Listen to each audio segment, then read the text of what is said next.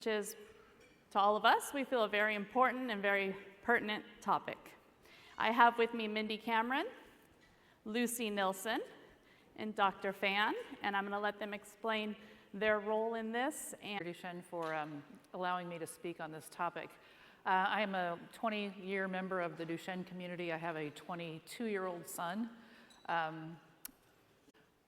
we all going to introduce ourselves first?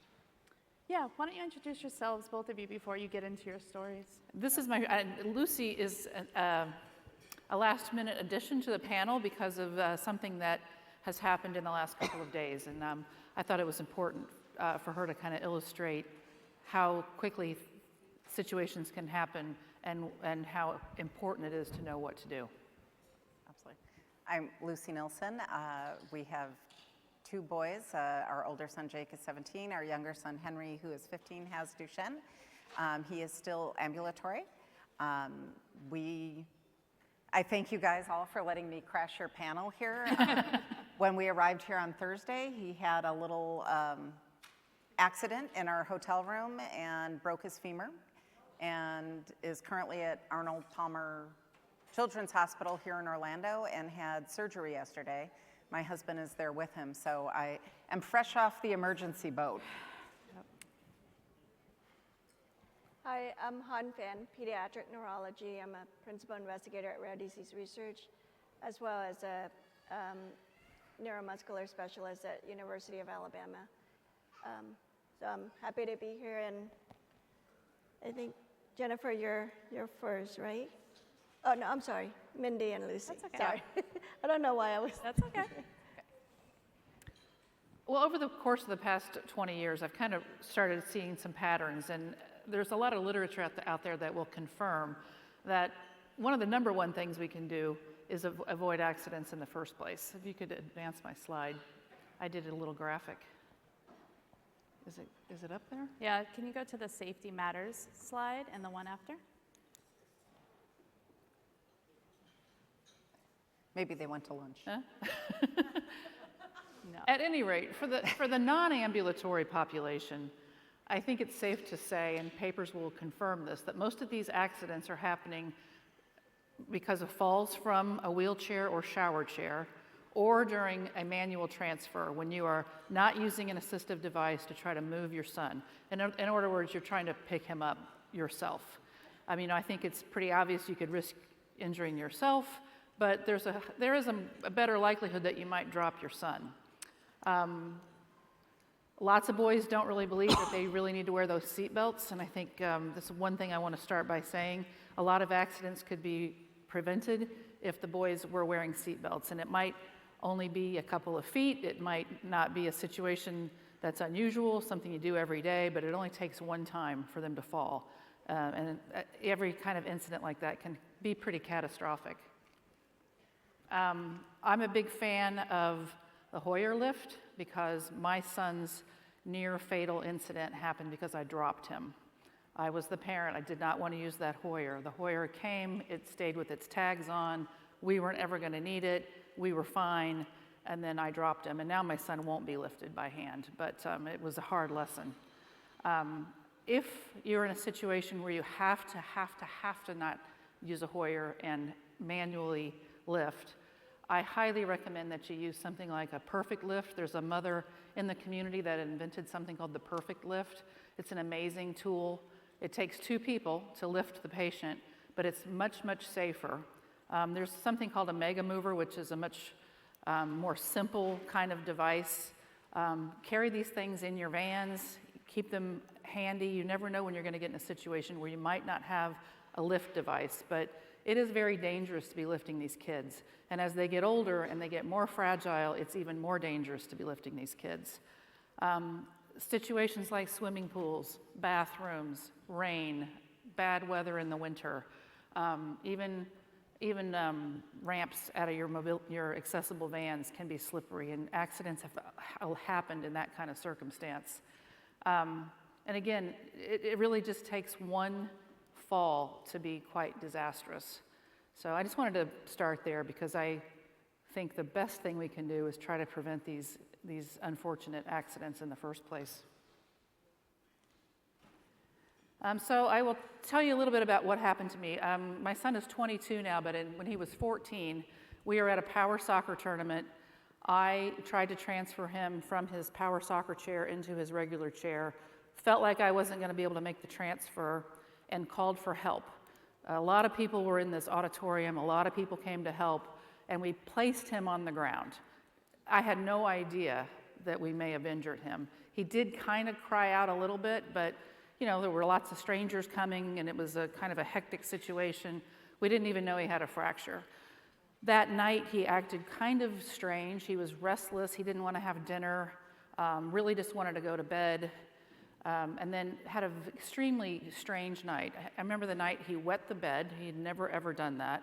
And he was just uncomfortable, asked for help a lot, and we were in a hotel room. Of course, these things always happen when you are not at home. Yep. So we put him in the van to bring him home the next day, and I know he had a fracture in hindsight because of what happened over the next 24 hours, but when I went to put him in the van, he wanted to sit up front with me. He didn't want to sit in his chair, so I put him in the seat next to me, and we drove home from St. Louis to Indianapolis like that. I think I re-jostled something. I think he had a fracture, and when I moved him, it maybe flared up again, because during the next 4 hours on that trip home, he started exhibiting every single sign of what we know now to be fat embolism syndrome. It really started with just agitation and restlessness, but then he already had a lot of upper body muscle loss, or strength loss, but he was trying to get the water, and I hadn't seen him do that movement in like a year, but he was desperately thirsty. He started developing this weird, it looked like he had vomited and had something still on his mouth, but he actually had this petechial rash that we see with FES. And then he really just started panting, like he couldn't breathe, and started talking of things that didn't make any sense. We got him home. My husband took one look at him and said, I think we had a friend in San Diego. We used to live in Southern California, and a friend in San Diego had lost her son. And he said, I think he's got what this kid had. And I said, well, he hasn't had a fracture. How could he have that? At any rate, we got him to the emergency room. The local ER in our town really didn't know what to do. I brought this kid in a wheelchair, saying he had Duchenne muscular dystrophy, so I think they were already nervous. And then when he wasn't really responding to anything they were doing to get his heart rate down, they transferred us to the children's hospital. Later that night, a nurse that had been monitoring him all evening came in and said, he's gonna tank. She could just tell. They had put room oxygen on him. They were gonna switch him over to BiPAP, and at that moment, his heart stopped and he flatlined right in front of me. They bagged him, they got him back, but he was on a vent he was intubated for about 7 days. He was in the hospital for 14 days, and he had fat embolism syndrome. His was primarily in his lungs and heart. Unfortunately, I've recently had another really serious incident with this. My son's best friend at college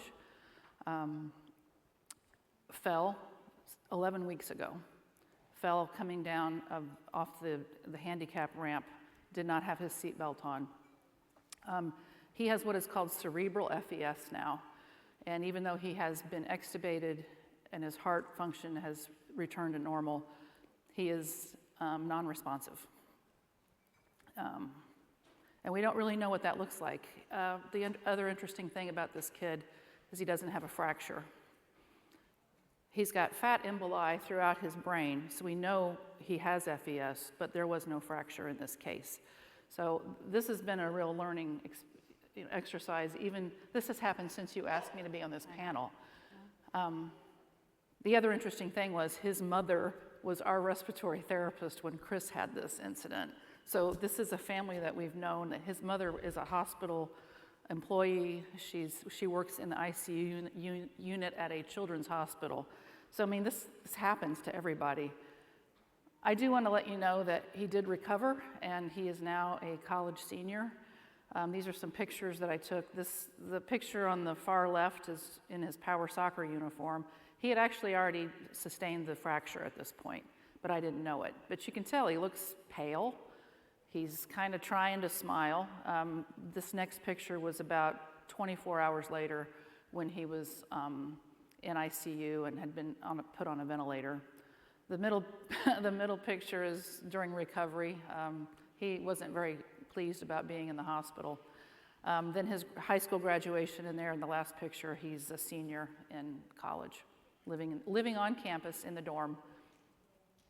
So, I'm not here to scare you, but I just think everybody should realize that FES does happen. It is more common in Duchenne than in the general population.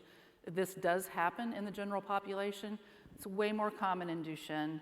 It's also way more deadly in Duchenne. Most commonly occurs after leg fractures, but now I know from personal experience that that is not always the case. I also found out, because of my friend's situation, that it can happen after orthopedic surgery. So if your kid's going in for heel cord release or some other kind of surgery, it's something to keep in mind and to make sure that the staff knows it's a possibility. As I said, I think I did a webinar with Dr. Wong recently with Cure Duchenne on this topic. And some of these kids have very mild symptoms and they recover fine. But if symptoms are there, get them to the hospital. If there's a slightest sign that FES might be in play, get them to the hospital.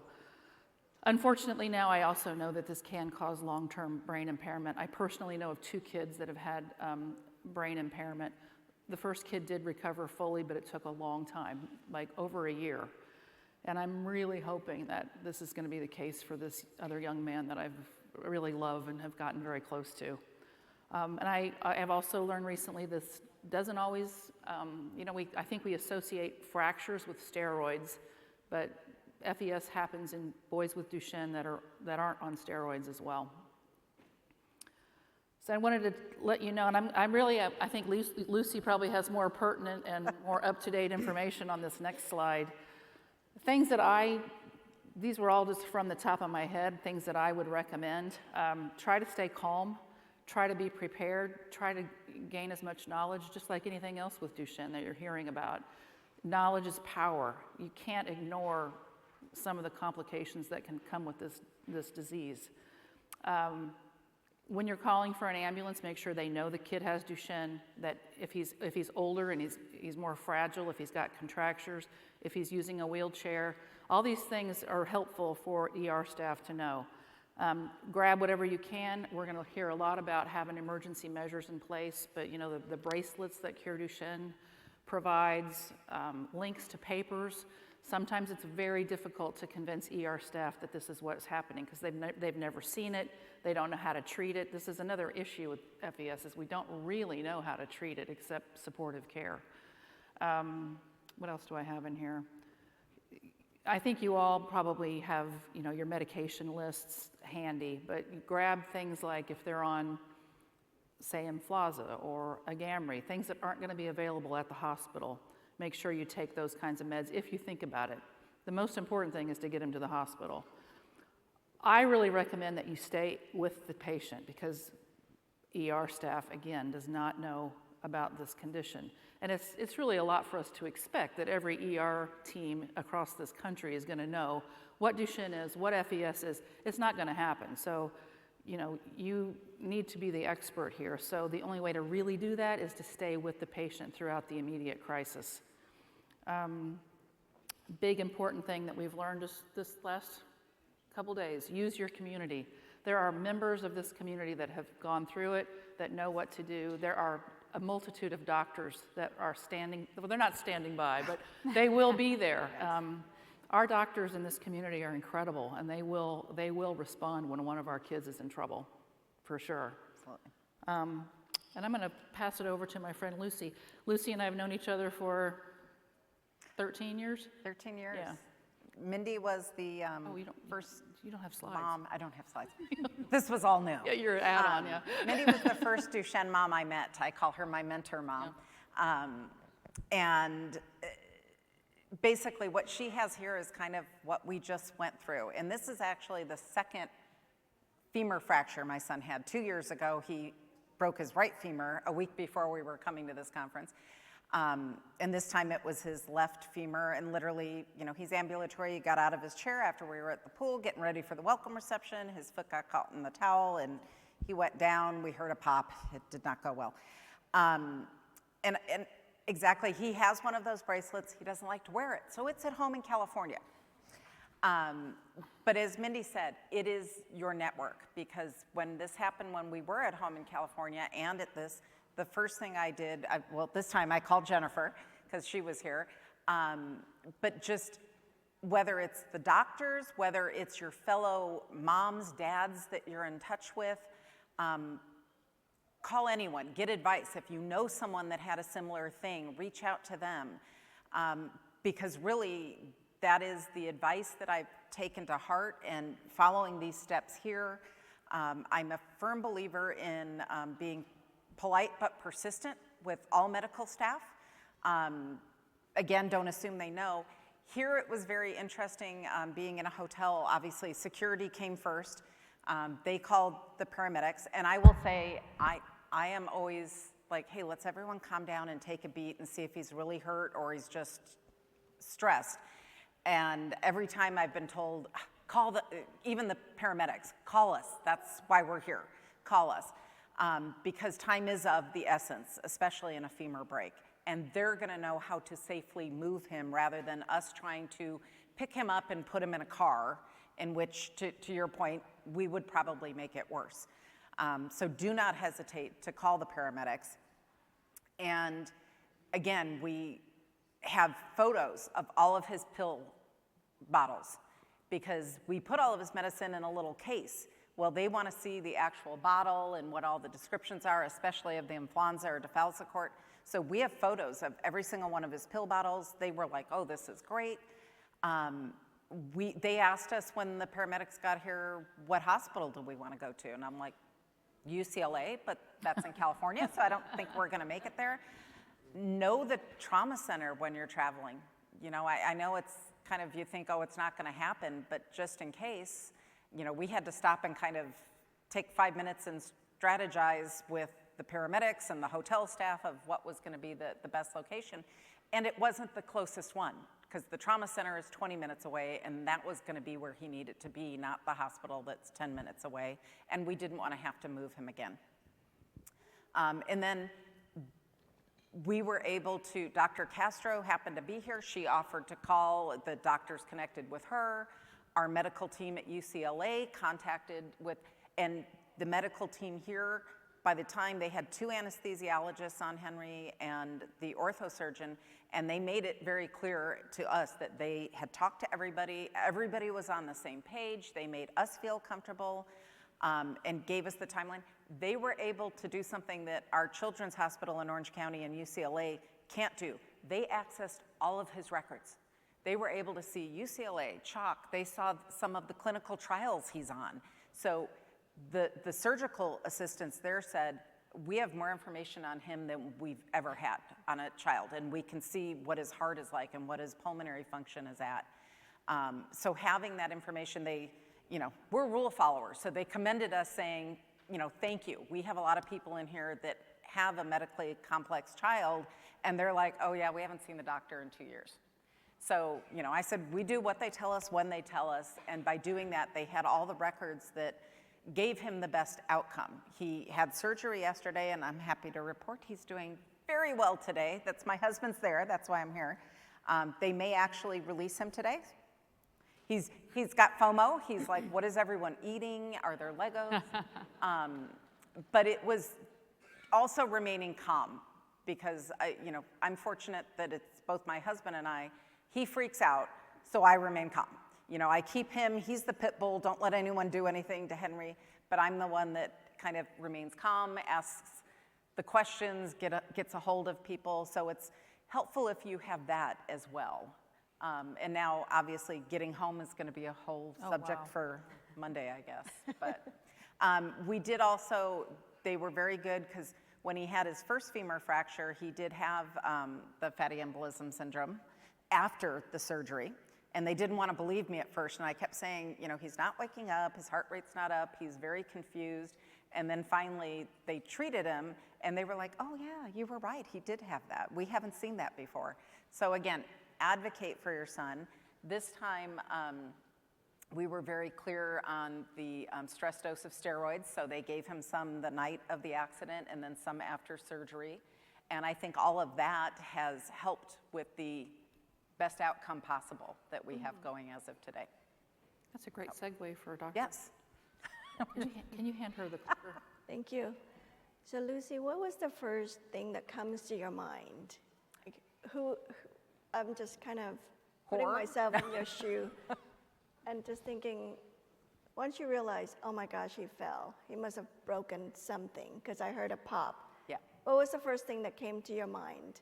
Well, how are we going to get him out of here into a hospital? And being in a city that we don't know, what hospital is that going to be?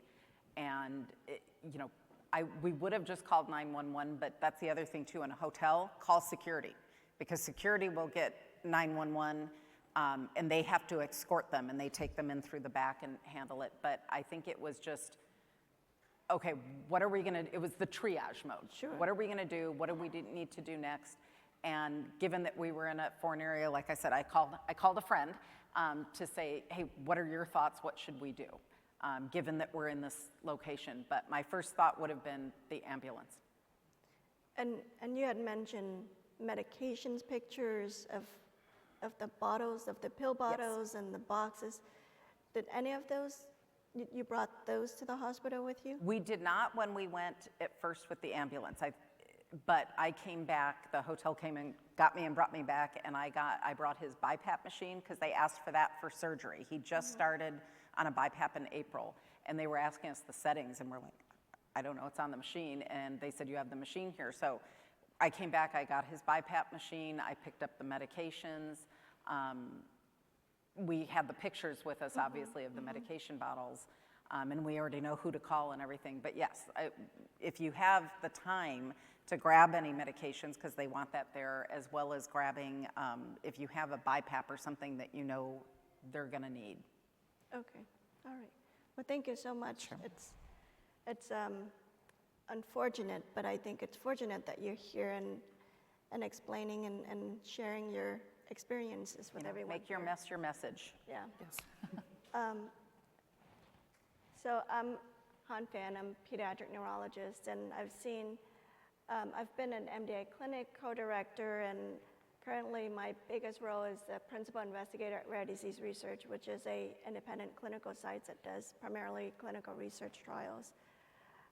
Thank you, Cure Duchenne, for including me on this panel.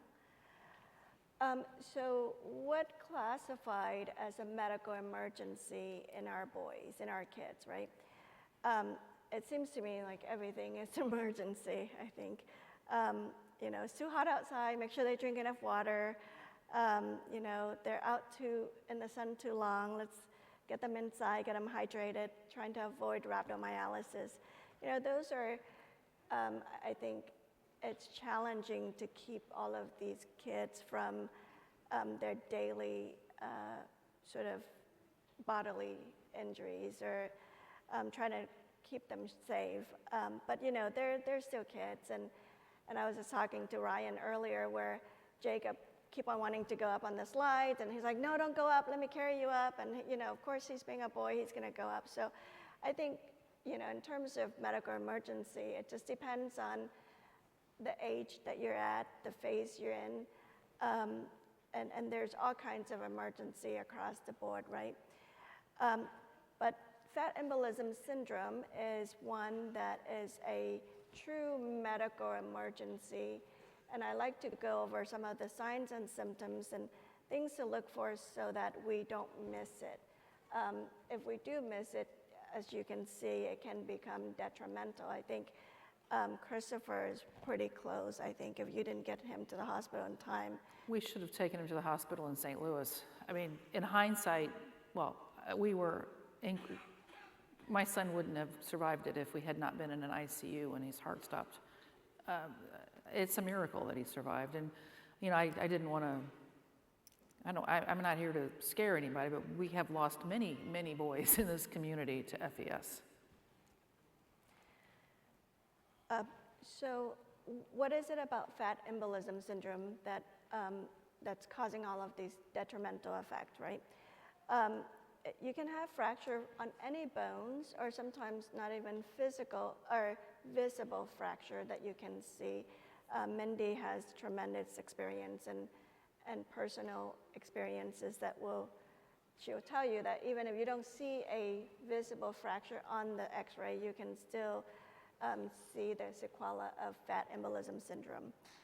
The reason why we have fat embolism syndrome is that, with the advent of the use of steroids, which is a godsend, and I think it has made substantial impact on our kids.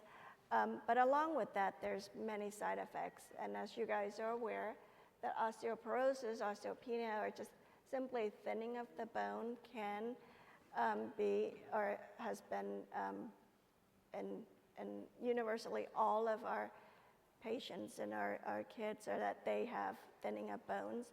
And what happened is that as your bone marrow thins, there's more fat deposit, right? In addition to that, the weight gain and the immobility also cause your bone density to be lessened, and therefore it's filled up by fat deposits. There are, if you want to look at it, there's triads of symptoms for fat embolism syndrome. The first one is respiratory distress. So when I was in training, this has been the prominent signs and symptoms to look for. And to this day, all of my patients in clinical trials have my phone number. And every time they call me and they said, oh, I think he broke his leg or he broke his femur or whatever the fracture may be, wherever it may be, I'm always on edge. And I'm on edge for the next week, simply because these are the complications that you need to be on the lookout for. I'm so worried in some instances, and now I'm recommending that, hey, just go to Walgreens and just grab a post-ox and just put on your child and just check him periodically, just to make sure we don't miss any respiratory distress syndrome. But pulmonary distress is a common symptoms that you would see. And those are, you will see that your child would breathe a little bit faster. With the post-ox, you can see hypoxia, but clinically, if your child is looking kind of pale, blue around the lips, those are signs of and symptoms of hypoxia or low oxygen. And then, of course, abnormal heart rate, so fast heart rate. Those are pulmonary symptoms that you typically would see and can find in fat embolism syndrome. The other second thing that is more reported, it's been reported a lot more now than before, and we've seen a lot of cases that are severely affected by this specific neurological symptoms and more neurological involvement compared to pulmonary distress. But it's equally common, as you can see. And it can be just as simple and mild as, just confused, a little bit confused. Where am I? What happened, 2 hours ago? Agitation, just being restless and not feeling settled. The opposite of that is just feeling tired and fatigued. Seizure can be seen, but it's not as common. Hopefully, you would recognize all of this neurological sign before obturations or unresponsiveness. So anytime that there is a fracture, make sure you keep a close eye on your child. Lastly is the rash, the petechial rash. So those are atypical rash. They, to me, they look more like tiny bruises that are just anywhere in the body, right? So it could be on the body, as in the case of Christopher, it's around his facial, his lips. Once we got him to the ICU unit, the attending nurse, it was all over the back of his legs too, but I didn't see that. True. So just to keep a keen eye out for those kind of symptoms. The age of event obviously is similar to the age at which you would see more pronounced signs and symptoms of osteoporosis or thinning of bone. So average age is about 14, and this is in reference to the paper at the beginning. It's 14 and a half years of age. And this is where mobility has lessened. There's more weight gain. And the steroids, again, doesn't help with any of that. Some of the initial symptoms, as we imagine, are just more like respiratory distress, breathing faster, low oxygenation, and reduced vigilance is just more of confusion, agitation, restlessness. You rarely see early on fever, but that can also occur as well. And of course, the petechiae rash, and then the severe headaches. And according to this paper, when they looked at a number of cases, most, if not half of the kids they looked at result in full recovery. They do fine, they recover well, there's no symptoms at all. Some will require neurological and pulmonary support. Unfortunately, there's some mortality that has been reported with FES as well. So outside of the fat embolism syndrome, there is also the PJ Nikolov steroid protocol. I was able to get this QR code, which I was so proud of myself for able to get this. So if you guys can check for me, make sure that it works. If it's not, I'm happy to send the protocol for you.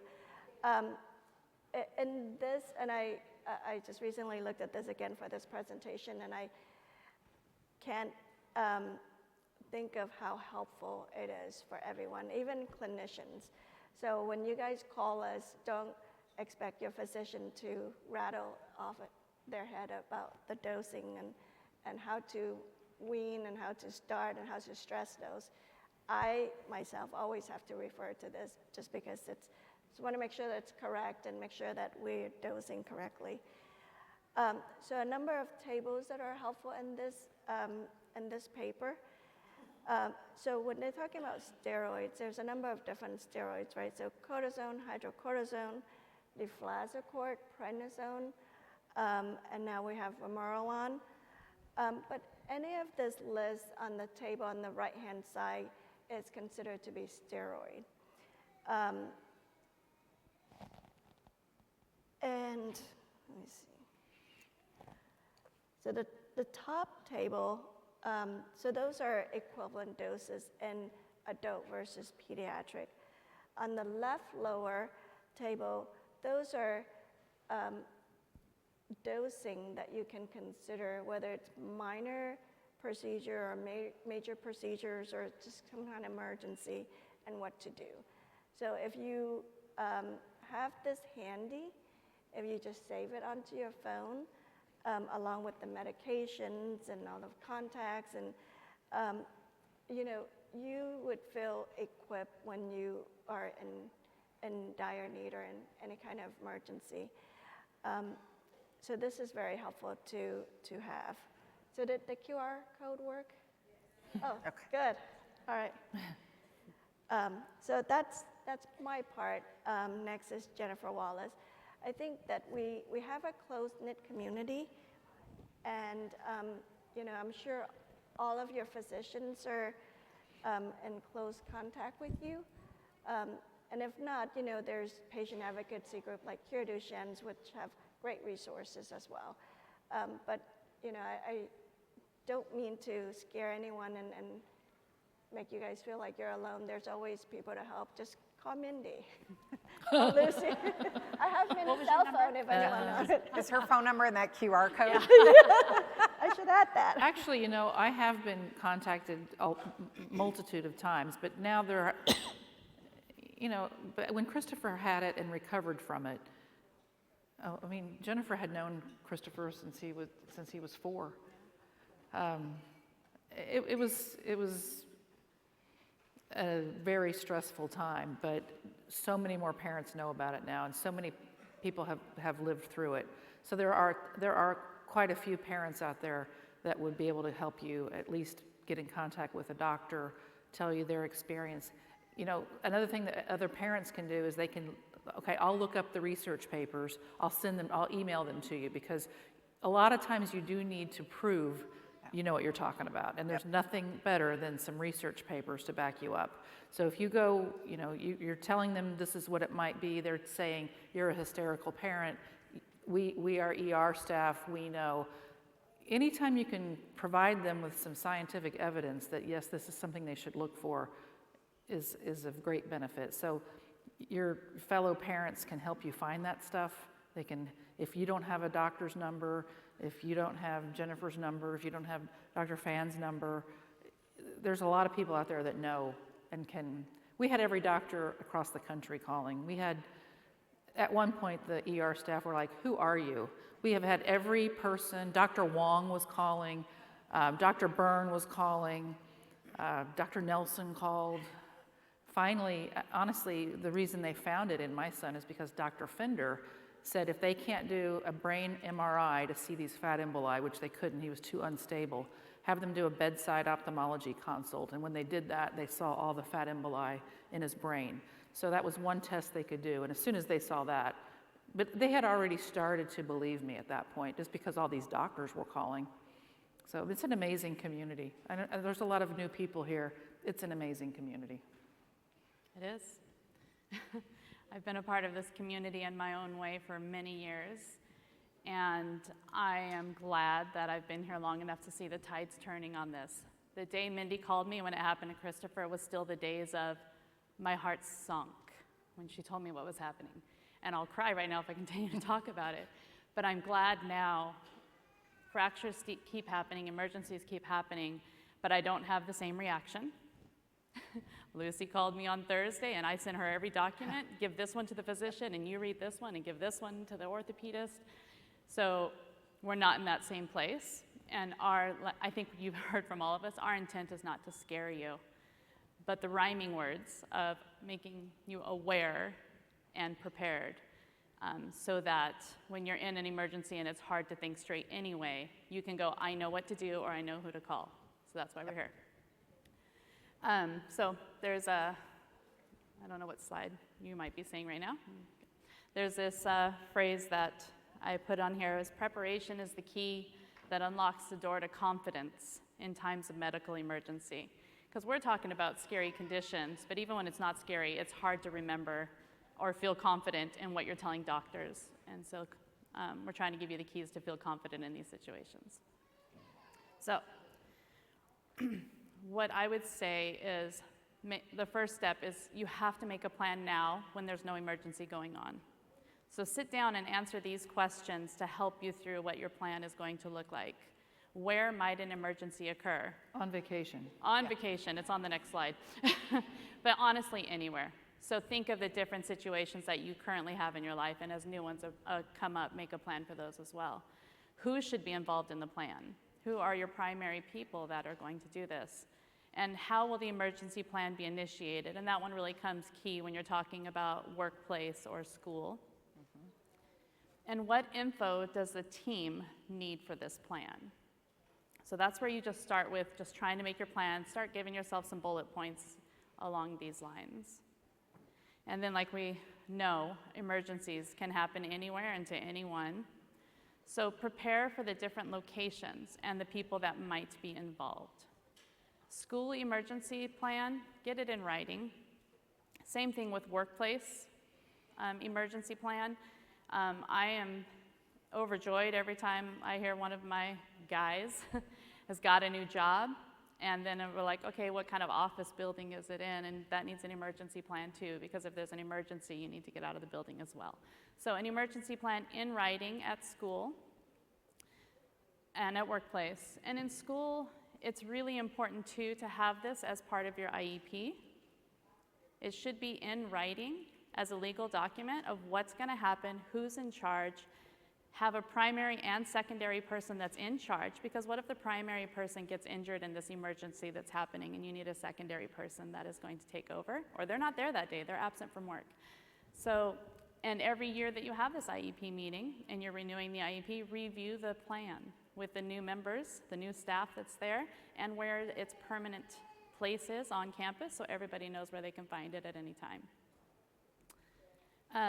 You also want in this written plan, there's individual emergencies and external emergencies. So you're thinking individual emergencies, shortness of breath, dizziness, just not feeling well. There's those types of emergencies that might be happening to the individual for whatever reason, a fall, all of those things.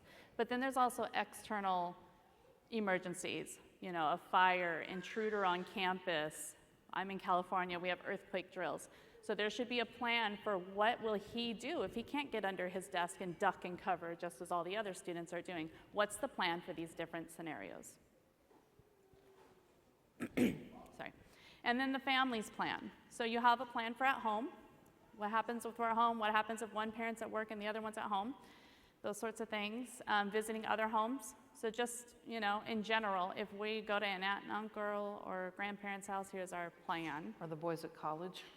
Yeah, college. Yeah, for Yeah. sure. Yeah. Any of those places that's going to be their home, you have to have a plan. And then vacation, so we're out of town, because you know you're out of your normal element, and accidents happen. And we've got 2 on stage and another one in the audience that have experienced fractures that I know of on vacation in hotel rooms. So just have a plan for all the different areas. And vacation, it doesn't have to be completely laid out, but like they said, just think ahead, look it up, find if there's a children's hospital or a Duchenne center that's going to be nearby where you're headed on vacation. And then to have the emergency plan ready for all. You know, it can sit there and go untouched for years, but have it in a permanent place. Doesn't have to be taped to the wheelchair. It can be hidden in the backpack, but everybody knows exactly where to find it. And then the documents that you should have available and in multiple formats. You might want to have links to certain things that you're going to send to physicians so that they can send it to the other physicians. You might want to have hard copies of a paper, but they should at least contain, at minimum, the full legal name, all diagnoses, not just Duchenne, any known allergies that you already have, and then your emergency contact numbers. So not just the parent and guardian, I hope that one's pretty standard, but also the primary physician's name and phone number. And whoever on your neuromuscular team that you've talked to and said, if we have an emergency, we want to contact this clinic, you know us best, who do we call? What's the phone number for that? So you have it all right there, ready to go. So if you can't get a hold of Mindy, you just call neuromuscular. Change my number.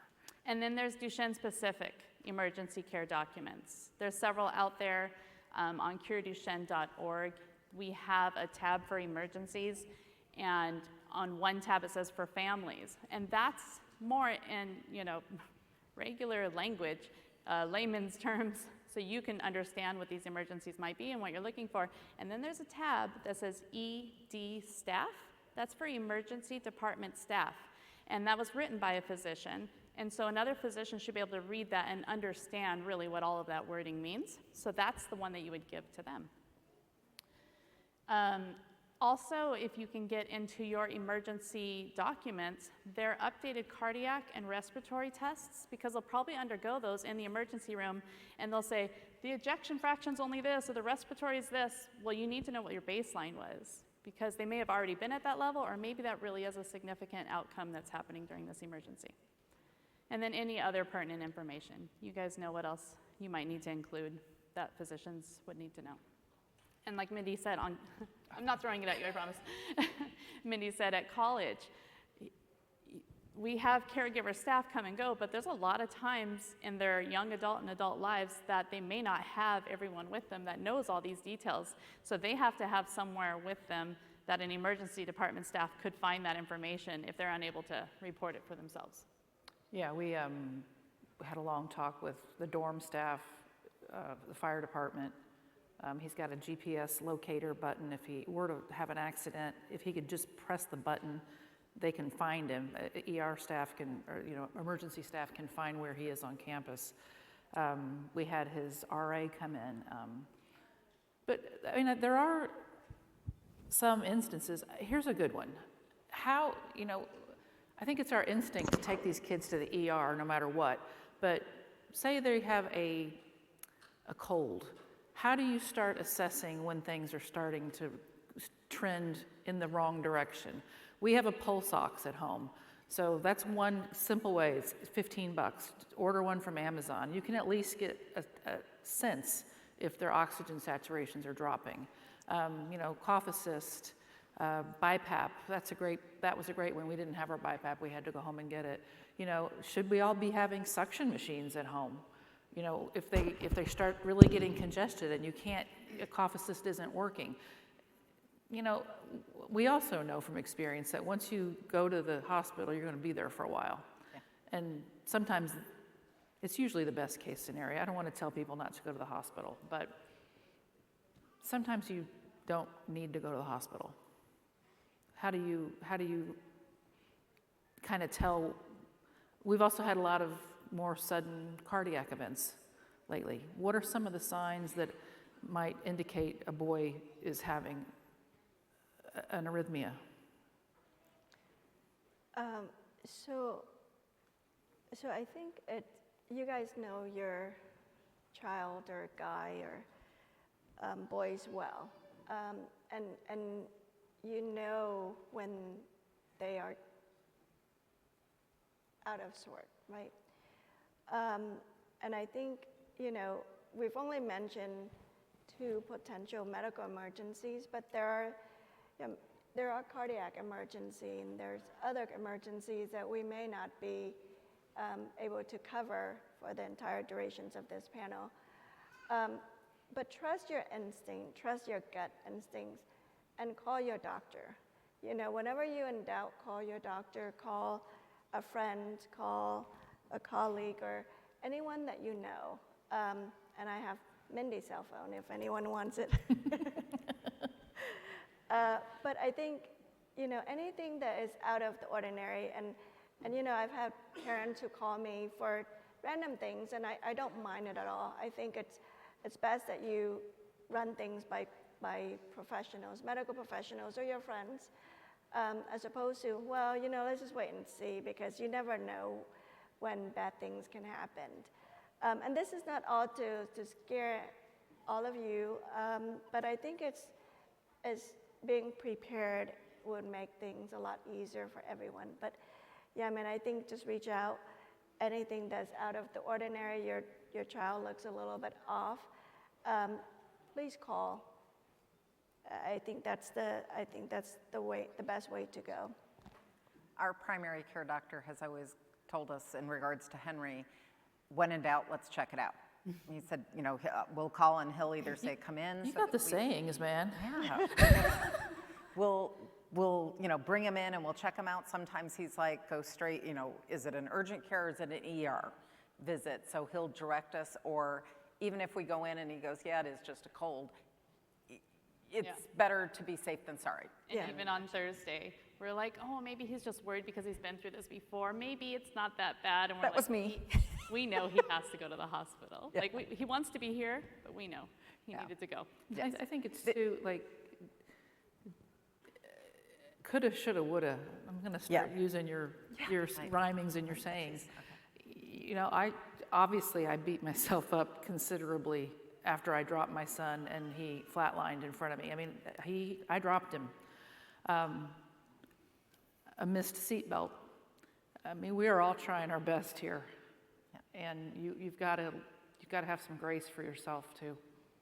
Yeah, exactly. And another endorsement with the Perfect Lift. We now have one zip-tied in a bag, zip-tied to the back of his power wheelchair. Oh, good. Because we never know when an emergency is going to happen, and that's with him, whether it's at school, the staff at school has been trained to use it. So it's the preparation, prepare. I don't want to give you another none of this is rocket science. It's just preparation, and it's something you don't want to have to think about. You don't want to ever imagine any of these happening. But if you're prepared, the little things like having a Perfect Lift or whatever it may be with you. And we travel with it, even though we have his travel chair. We have one we travel with, so hopefully when he comes home, we'll be able to use that to transfer him and everything for right now as well.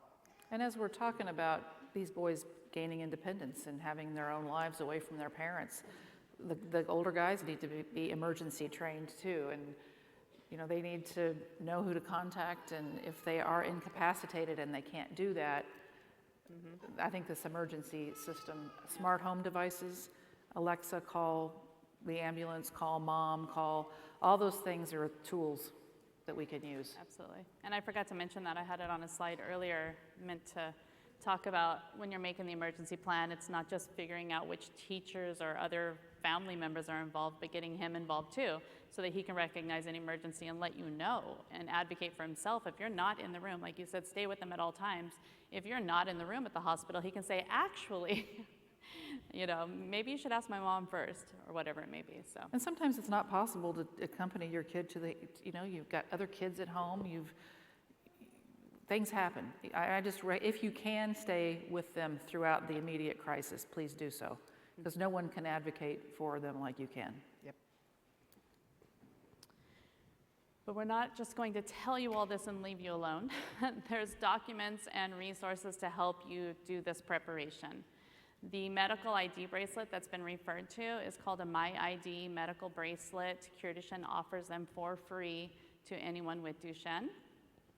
You can get them off the website, but we have about 200 of them with us at this conference. So please visit the table out to the side where you can get a MyID bracelet. And if he doesn't like to wear a bracelet, it comes with a sticker that is linked to it. You can put the sticker on the power chair, on the back of the phone, wherever it may be, that it's with him at any time.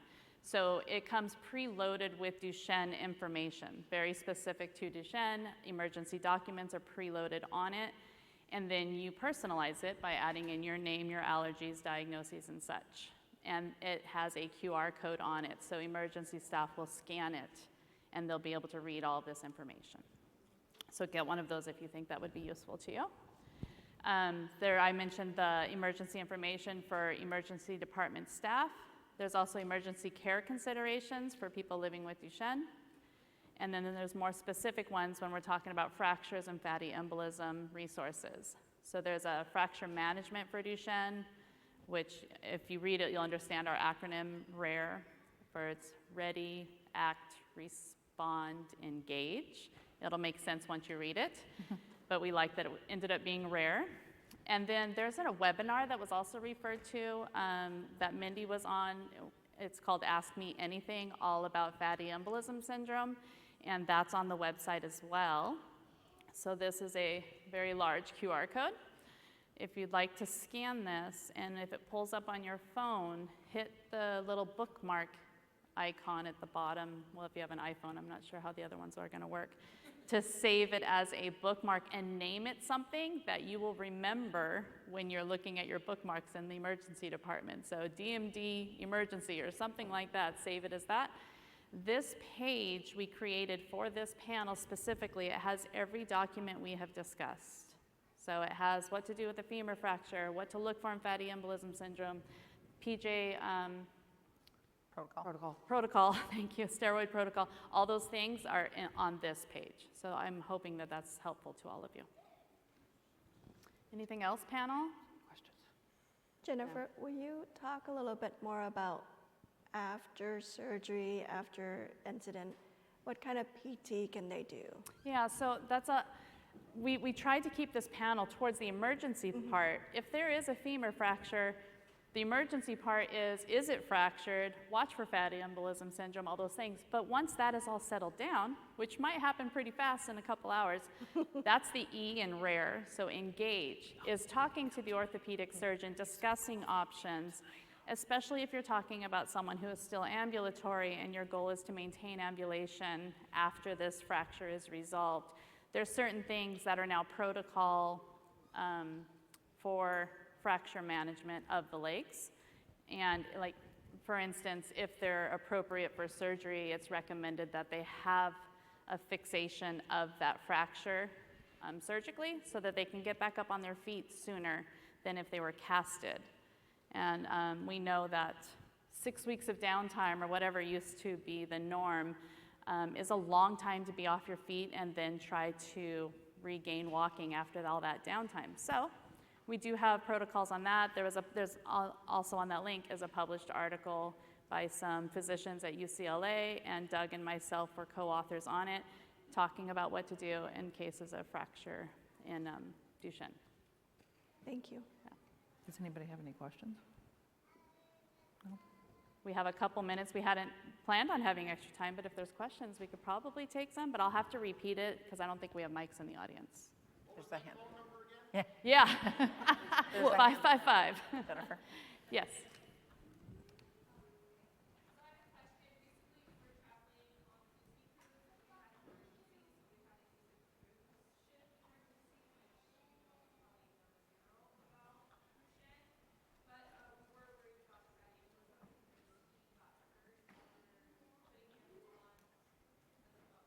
Okay.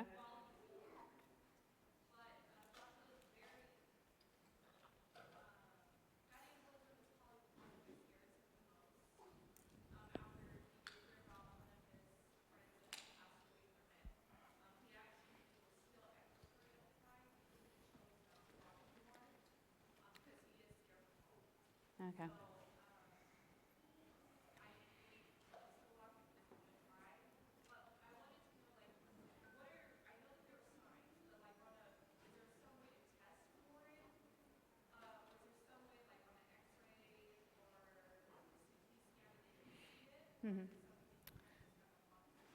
Okay. They, So I'm going to repeat real quick. They can't see it on a CT scan. They'll tell you that's pneumonia on a CT scan. Let me repeat the question wow. real quick so the people at home can hear it because they didn't hear any of that.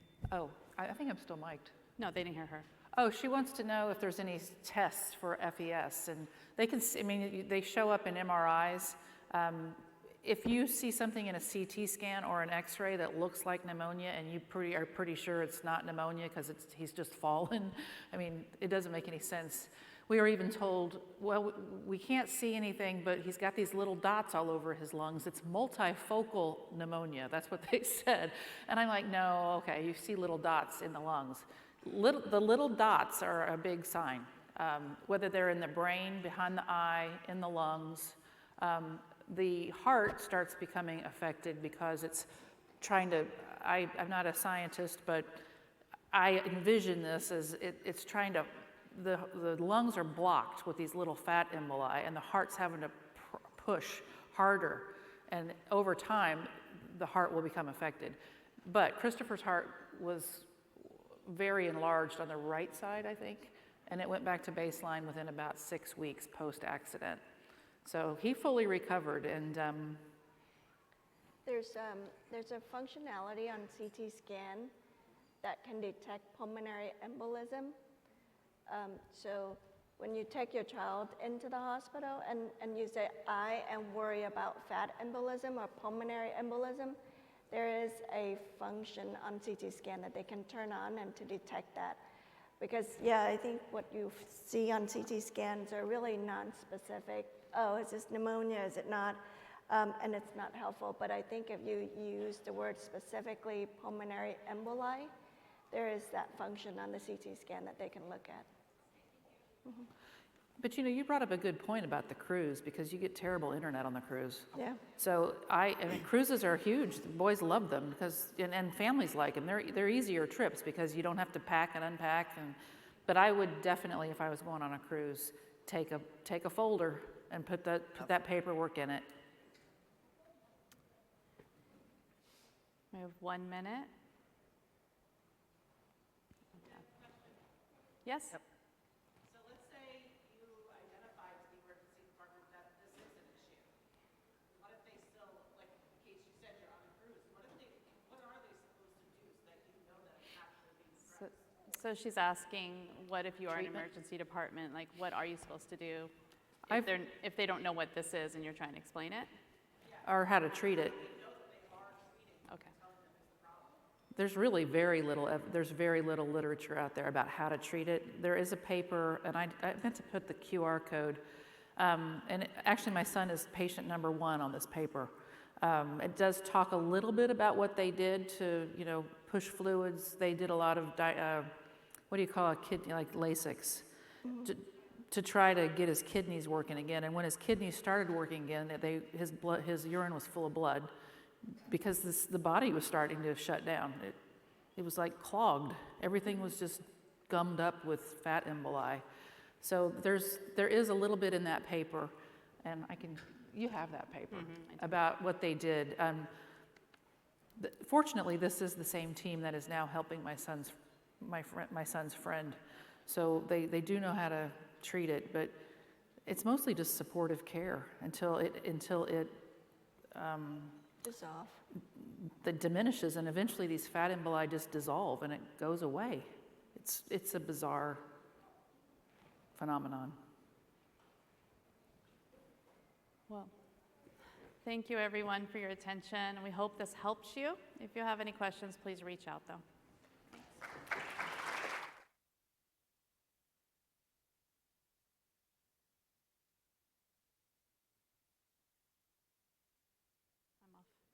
I'm off.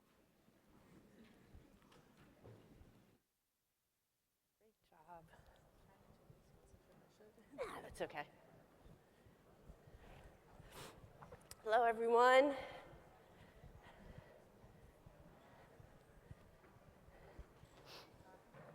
So I know you've been hearing a lot of information about a lot of different therapies and development. We are fortunate in Duchenne to have 8 FDA-approved drugs for Duchenne, 8 drugs that have been approved in 8 years.